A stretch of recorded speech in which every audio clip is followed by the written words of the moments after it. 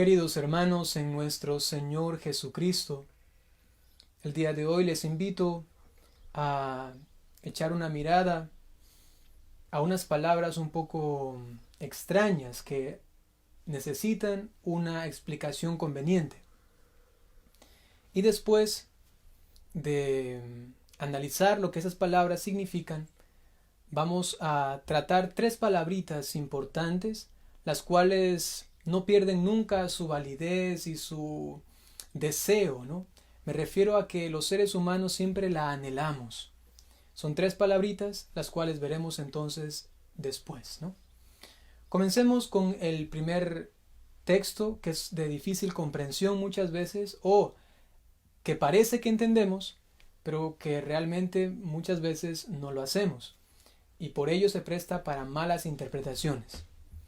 Jesucristo ha dicho el día de hoy que el Padre es más que Él, ¿no? El Padre es más que Él. Entonces los padres de la Iglesia han reflexionado sobre esto. San Ambrosio, San Agustín, Beda el Venerable, hablan acerca de esas palabras de Jesús, y yo voy a transmitírselas a ustedes de una forma sencilla. Y es lo siguiente: Jesucristo es verdaderamente hombre y verdaderamente Dios. Ojo a esto, no es que es medio hombre y medio Dios, como si fuese un semidios, por supuesto que no. Es completamente hombre y completamente Dios. Entonces, como la muerte de Jesús se aproxima, recordemos que están ahora en esta última cena, ya han cenado, están compartiendo, están conversando, ¿no? Y Jesús está diciendo sus últimas palabras antes de partir. Por ello ha dicho que ya viene el demonio concretamente, ¿no?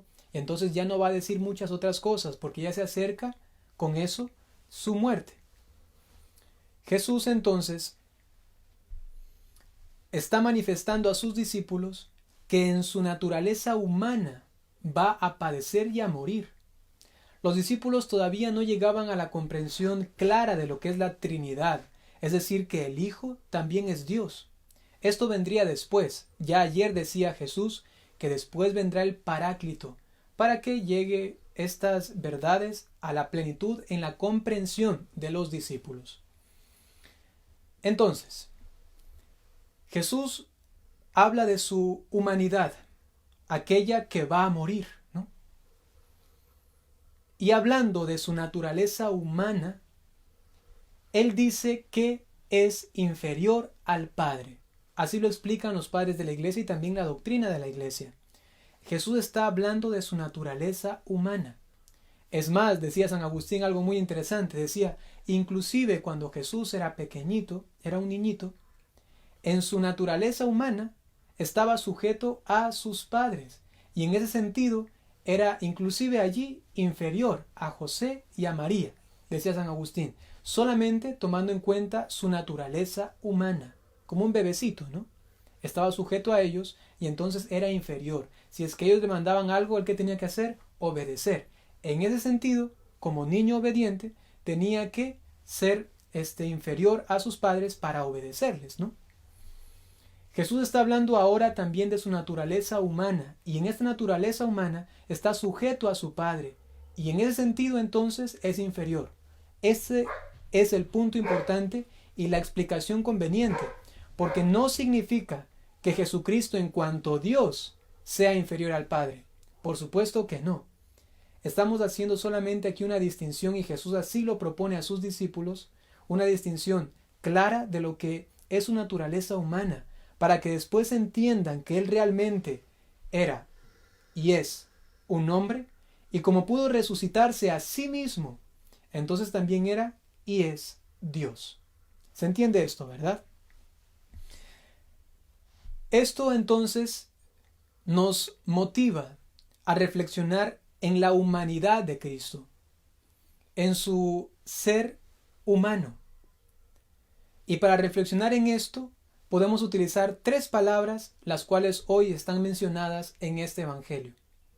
La primera es la paz, la segunda es la alegría y la tercera es el amor. Paz, alegría y amor. Tres palabras que nunca pierden su validez y su gusto por el ser humano. Todos queremos un poquito, por lo menos, de paz, de alegría, de amor. Jesús hoy ha resumido en estos breves versículos estos 3 puntos importantes. Y como estamos hablando de la humanidad de Cristo, entonces vamos a ver cómo Cristo en su humanidad podía vivir estas 3 palabras, podría vivir estos 3 estados, ¿no? Por un lado, la paz. Él, que estaba ya cercano a su muerte, ¿no? Imagínate, tú sabes que estás condenado, que te faltan 3, 4 horas, 5 horas para morir. Ya se acercan tus verdugos, ya viene el mismo diablo a tomarte para llevarte hasta la cruz. Y tú puedes decirle a los demás, tengan paz, tranquilos. ¿Quién puede hacer eso? Sino solamente una persona que tenga a tal punto un dominio de sí mismo, que tenga hasta tal punto una existencia tan realizada que puede estar tranquilo inclusive en el momento que va a ser llevado ya a su suplicio. Entonces la paz no es la paz del mundo. Ojo a esto, ¿por qué? Porque la paz del mundo nos dice solamente que no hayan guerras, eso es paz. Que todos se lleven bien, que todos practiquen la tolerancia, que todo sea relativo. Son palabras típicas del mundo de hoy. Que no hayan guerras, con tal de que nadie se pelee, todos estamos bien. Pero por debajo se está fraguando, ¿qué cosa?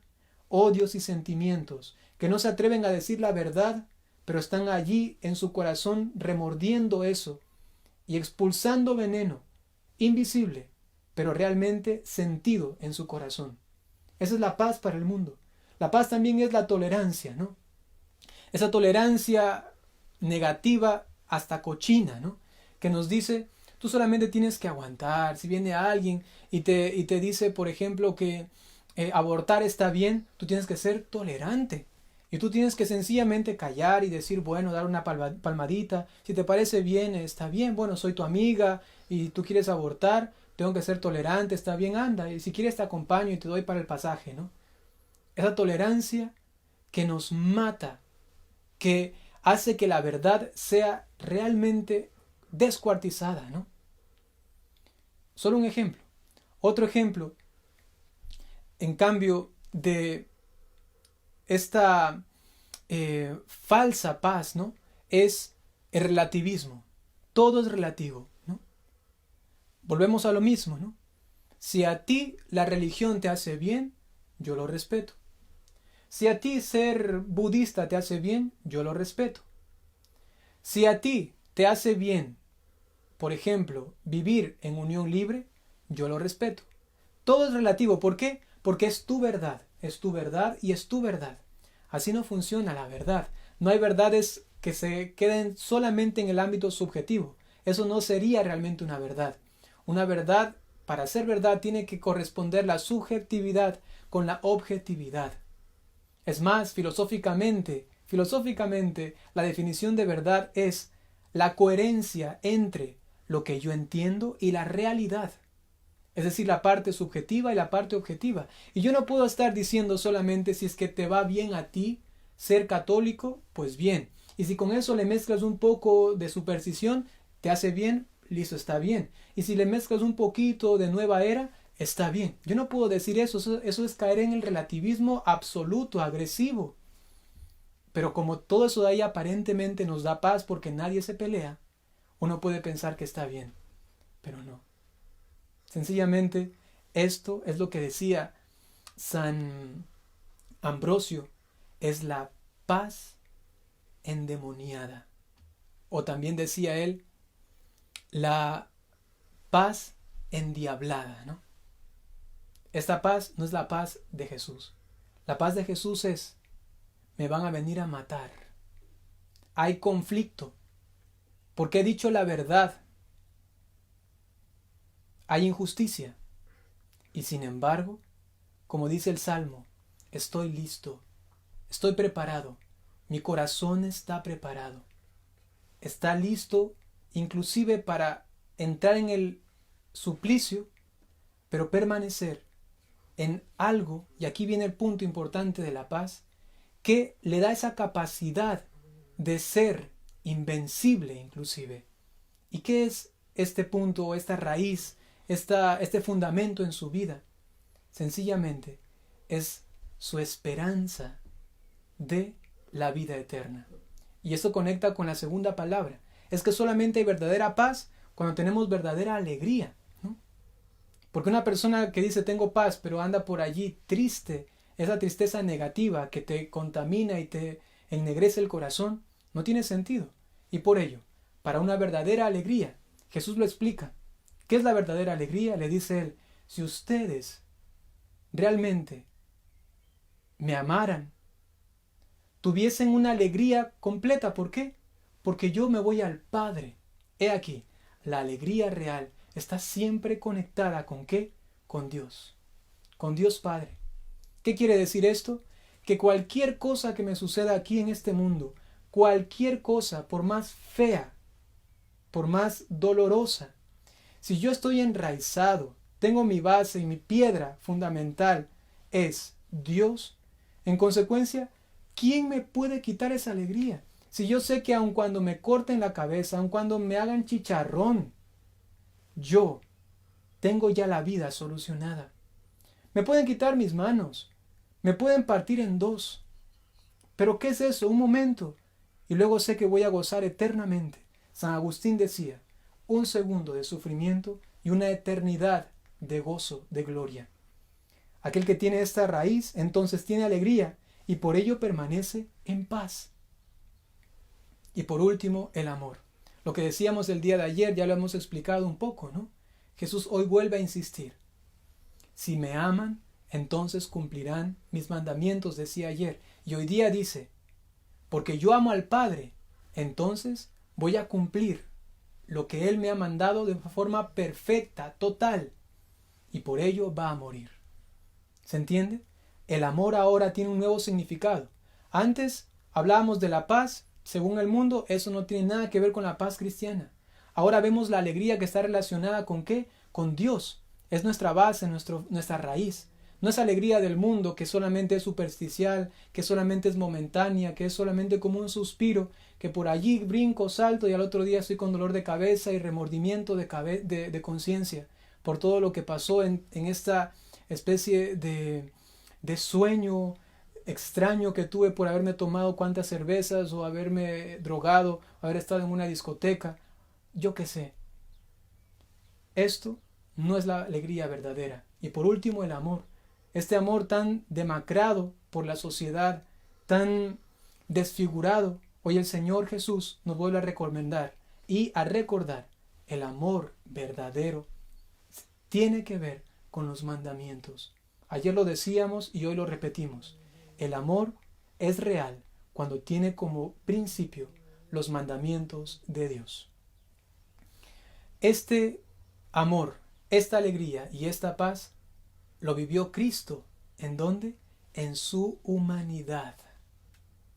Como Dios, eso ya lo tenía perfectísimo siempre, pero en su humanidad, Él también lo supo vivir, lo experimentó, y por ello era capaz de hablar estas palabras horas antes de su muerte.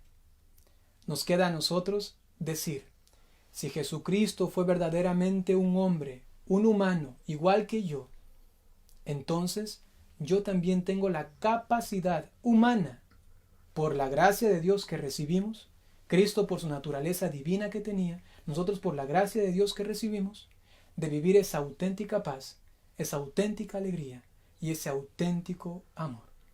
Vamos a pedir a nuestra Madre Santísima, la Virgen María, que nos conceda la gracia de poder vivir, experimentar y clamar para recibir estas gracias tan necesarias en estos tiempos.